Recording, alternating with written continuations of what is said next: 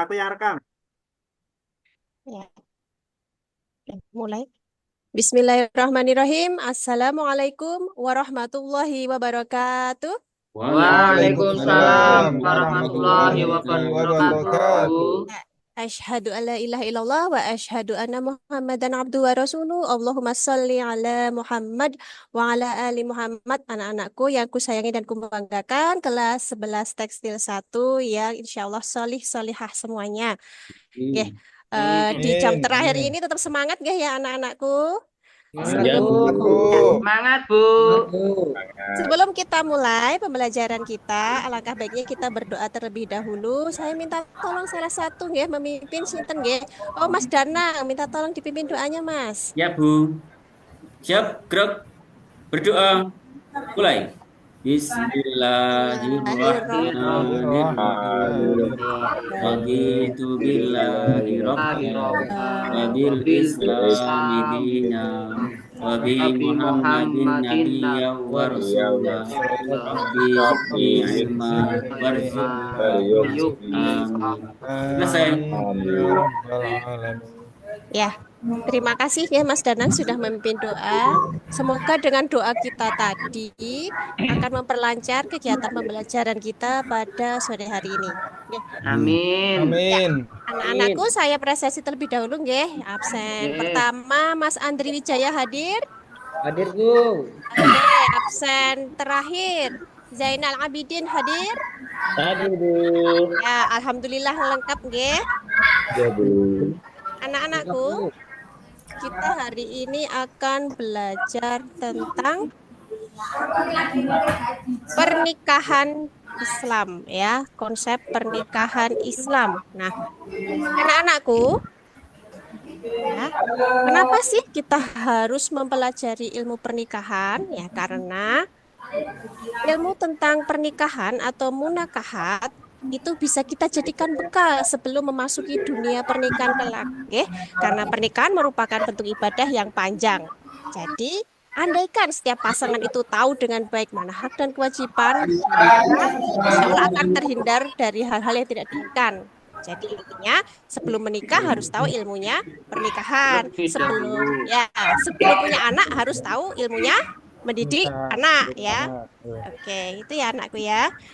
Nah, anakku, tahukah kalian tentang hukum dan rukun pernikahan? Ya, kemudian hikmahnya apa? Nah, itu silahkan kalian jawab di Google Form yang sudah saya share di grup nggih. Siap, Oke, Bu. Bu. Siap, Bu. Oke, sudah selesai? Oke. Nah, Sudah, anak-anak Bu. kalian pasti sudah pernah menghadiri acara walimahan ya, atau walimahan itu acara pesta pernikahan ya, atau mungkin sudah pernah lihat proses ijab kabul baik secara langsung maupun tidak langsung, sudah pernah kan anakku? Sudah pernah, Bu. Sudah, Iya, sudah Bu. Ya pernah. mungkin tetangga atau keluarga kalian ada yang sudah pernah menikah dan kalian menghadirinya. Ibu Tuh. Nah, kurang itu caranya. Ya, Bu. anak-anak, Biasa, biasa dulu. ya. Kan jangan langsung tadi. Anak-anakku, tujuan pembelajaran kita adalah agar kalian tahu konsep pernikahan. Apa itu konsep pernikahan? Ya, atau ketentuan pernikahan itu kalian tahu rukunnya, syaratnya, hukumnya. Bahkan kalian bisa menganalisis hikmah pernikahan itu sendiri. Nah, pengertiannya apa? Pernikahan itu kalau menurut Undang-Undang Nomor 1 Tahun 74 adalah ikatan melahir batin antara pria dan wanita sebagai suami istri dengan tujuan membentuk keluarga atau rumah tangga berdasarkan ketuhanan yang Maha Esa. Atau dengan kata lain, pernikahan itu adalah suatu akad yang menghalalkan hubungan suami dan istri. Itu ya anakku ya. Landasan hukumnya ada dalam Quran surat Rum ayat 21, nggih. Nah, saya minta tolong salah satu membacakan yang suaranya bagus siapa ya di sini ya. Oh, Mas Yaid saja nggih. Minta tolong Mas Yaid ditolong dibaca. Nggih, Bu. Bismillahirrahmanirrahim. Wa min ayatihi an khalaqalakum min anfusikum azwajan Jan, litaskunu ilaiha wa ja'ala bainakum mawaddatan wa rahmah. Inna fi dzalika laayatin liqaumin yatafakkarun. Ya, Sadaqallahul adzim. ya, terima kasih ya. Ini sebenarnya ada landasan hukum yang lain selain surat Ar-Rum, ada di surat An-Nisa ayat berapa ya? Ada yang tahu anakku? An-Nisa ayat 3 itu juga ada, nggih. Pertama. Ayat pertama ya. Nah, yang 12 bunyinya gimana ya? Ada yang tahu? dari jauh. Ya ayuhanasu robbakumul ladzi khalaqakum itu, Bu. Ya, ya pinter ya. Oke. Ketentuan pernikahan, rukun dan syarat. Nah, rukunnya ada 5, yaitu calon suami, calon istri, wali, 2 orang saksi, dan ijab kabul. Nah, dari rukun-rukun ini tadi ya, nah rukun itu kan sesuatu yang harus dipenuhi atau prasyarat utama, sehingga tanpanya menjadi tidak sah ibadahnya. Nah, dari rukun-rukun ini tadi ada syaratnya ya. Calon suami itu dia bukan mahram atau yang haram dinikahi, tidak terpaksa, identitasnya harus jelas dan tidak sedang ihram.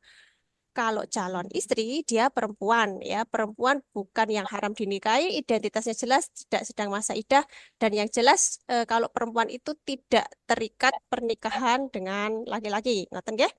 Nah, harus ada Iya, wali. Bu. Ya, wali ini dari pihak perempuan ya, bukan dari pihak laki-laki. Ya, walinya harus beragama Islam, balik berakal, merdeka laki-laki, bukan apa namanya?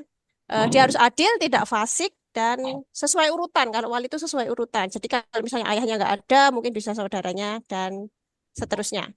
Kemudian saksi, ya saksi itu juga harus adil, ya Islam, balik berakal, merdeka laki-laki dan adil. Ya. Kemudian ijab kabul ini dilaksanakan bersambung, tidak ditambahi jangka waktu tertentu atau nikah kontrak ya, nikah kontrak itu nggak boleh ya, itu adalah Mut'ah.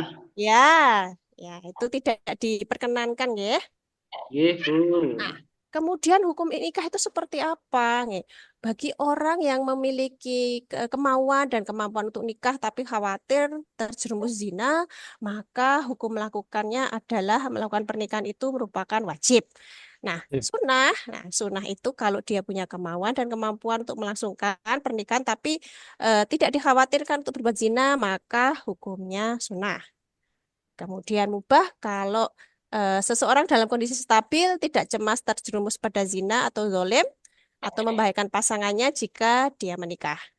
Kalau makruh, bagi orang yang memiliki kemampuan untuk melakukan pernikahan, tetapi dia mungkin belum punya penghasilan atau maisyah, tapi dan dia tidak mampu memenuhi kebutuhan batiniahnya. Nah, haram itu kalau dia tidak punya keinginan dan kemampuan serta tanggung jawab untuk melaksanakan kewajiban dalam rumah tangga. Atau bisa juga misalnya seseorang hendak menikah untuk tujuan mendolimi atau menyakiti pasangannya, itu juga diharamkan. Itu ya. Nah, anakku itu tadi ya materinya. Kalau ada pertanyaan silahkan. Siapa yang mau bertanya? Saya Bu, tanya Bu. Oh ya, Mas Danang silahkan. Tanya Bu Guru, ini semisal ada seorang laki-laki yang menikahi seorang perempuan, tetapi lelaki tadi itu punya penyakit yang suka diobati, katakanlah penyakit HIV. Nah, itu hukumnya bagaimana Bu pernikahannya itu? Oke, kalau dia tidak mampu, tidak bisa memenuhi kebutuhan lahir batin, otomatis tadi seperti yang sudah saya jelaskan itu haram hukumnya. Misalnya punya penyakit HIV/AIDS, otomatis nanti kan setelah menikah dia tidak bisa memenuhi kebutuhan batin. Atau kalau dia melakukannya nanti bisa menularkan penyakitnya, itu nanti malah jadinya dolim ya. Makanya kalau kejadiannya seperti itu sebaiknya pernikahannya tidak dilakukan gitu. Kecuali kalau dia punya penyakit lain yang tidak menular atau sudah bisa disembuhkan, itu tidak masalah. Begitu ya anakku, nggih. Yes. Nah, Nggih, Bu. Kalau terlanjur gimana Bu? terlanjur. Wah, Nggih. kalau terlanjur ya Masya Allah ya. Semoga Allah memberikan jalan keluar ya kalau terlanjur nggih. Kalau misalnya terlanjur tertular gimana atau kalau belum seperti apa. Nah, itu insya Allah itu apa namanya menjadikan ujian ya bagi pasangan tersebut kalau sudah terlanjur. Ya, gitu ya. Iya, Ya, Bu. Bu. Nah, anak-anak, demikian tadi materi sudah saya sampaikan. Selanjutnya ada tugas kelompok. Nah, saya akan membentuk masing-masing kelompok 5 orang, nggih. Dari absen 1 sampai 5 dan seterusnya. Nah, tugasnya apa? Silahkan kalian buat peta konsep, terkait tentang ketentuan pernikahan dalam Islam seperti yang telah dijelaskan sebelumnya. Nah, nanti setelah selesai mengerjakan, silahkan kalian menampilkan hasil karya tersebut. Nanti akan saya bagikan kertas manila ya untuk membuat peta konsepnya, nggih. Nggih, Bu, Ya, Bu. siap. Untuk waktunya 45 menit cukup atau malah sisa banyak? 30 aja, Bu. Oh, 30. Oke, silahkan dikerjakan. Ibu. Nggih, Bu. Sudah selesai, Bu. Udah, Oke, Bu. kalau gitu Cepet silahkan banget, Bu. Ngerjainnya, Bu. presentasi, nggih. Presentasi mungkin Nggih, boleh, bisa Bu. kelompoknya Mas Aye, silahkan presentasi terlebih dahulu. Kan nanti Ya, Bu. misalnya abang ini apa ya? Mohon maaf, jadi kelompok saya kurang maksimal. Oh Jadi iya. sebisa mungkin kami sampaikan presentasinya. Intinya di dalam pernikahan kita harus memang benar-benar mempersiapkan dengan matang-matang, dan di dalam memilih pasangan juga harus hati-hati ya. Karena kalau seperti yang disampaikan Pak Danang tadi, terjadi ketika kita mendapatkan pasangan yang terjangkit penyakit seperti yang disampaikan tadi, akan sangat berbahaya dampaknya. Seperti itu, Bu Guru. Terima kasih. Assalamualaikum warahmatullahi wabarakatuh. Salam. Waalaikumsalam warahmatullahi wabarakatuh. Nggih, Masya Allah bagus sekali, nggih.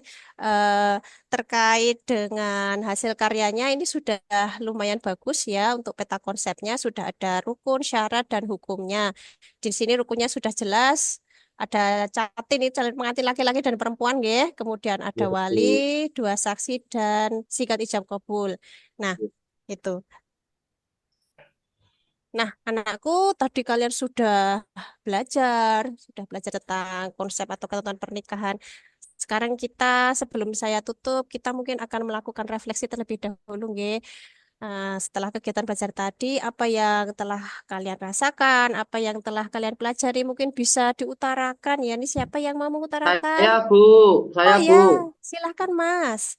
Ya, menurut saya sendiri setelah mempelajari materi yang tadi panjenengan sampaikan, itu menambah wawasan yang baru terkait dengan masalah pernikahan, Bu. Tidak hanya itu saja, saya juga mengetahui terhadap bagaimana konsep serta ketentuan dalam pernikahan, Bu. Terima kasih.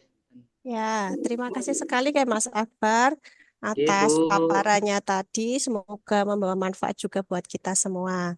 Nah, Amin. anakku, sekarang kita akan melakukan evaluasi, akan ada tes. Silakan kerjakan asesmen yang LKPD-nya sudah saya share di grup melalui Google Form. Silakan dikerjakan dalam waktu 20 menit, nggih. Nah, Sudah, Bu. sudah ya. Sudah, Bu. Oke. Nah, jazakumullah nggih anak-anakku. Terima kasih atas perhatian dan waktunya, dan saya juga sangat senang sekali hasil karya kalian sudah maksimal. Dan untuk pertemuan yang akan datang, insya Allah kita akan mempelajari bab talak ya. Ini masih ada hubungannya dengan pernikahan. Ada pernikahan, ada talak. Talak itu apa? Perpisahan atau perceraian. Gitu ya anakku ya. Nggih. Nah, acara pembelajaran kita pada sore hari ini telah selesai. Jam pelajaran kita juga sudah habis. Kalian sudah sepertinya sudah ingin pulang, ya. Mari kita akhiri. Saya minta tolong salah satu untuk membacakan doa penutup. Siapa ya ini ya yang mau? Coba minta tolong buat Mas Zainal Abidin dibacakan doa penutup ya bareng-bareng sama teman. Nggih, Bu. Baik teman-teman, marilah kita akhiri pelajaran pada siang hari ini dengan membaca doa kifaratul majelis bersama-sama. Bismillahirrahmanirrahim. Subhanaka Allahumma wa bihamdika asyhadu an la ilaha illa anta astaghfiruka wa atubu ilaik. Amin. Amin. Ya, anak-anak, terima kasih atas waktunya. Semoga pembelajaran kita membawa manfaat buat kita semua. Amin ya rabbal alamin. Sekian dari saya. Albiru manitaqo fastabiqul khairat. Assalamualaikum warahmatullahi wabarakatuh. Waalaikumsalam. Waalaikumsalam warahmatullahi wabarakatuh.